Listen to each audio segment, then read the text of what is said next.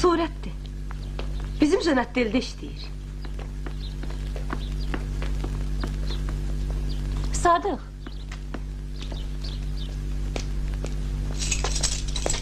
Bu yazığın da 4 oğlu davadan qayıtmadı. İndiyəcən gözləyir yazıq.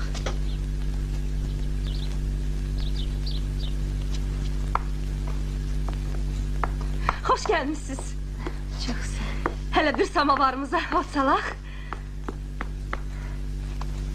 Keçin oturun, ne diyanmısınız? Neyim var, hamısı sizindir.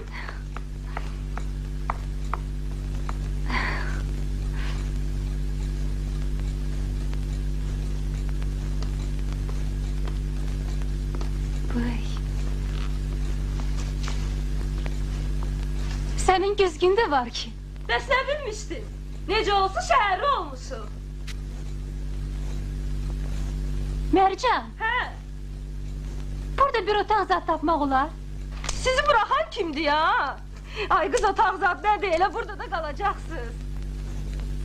Bəs mən bütün qışı sizdə qalanda yaxşı idi. Elə Sadığın da buradan xoşu gəlir. Düzdür, Sadıq bala, gül bala, manat verim xırdala. Yəni deyirsən iş də düzələr, hə? Əlbəttə, lap arxayın ol.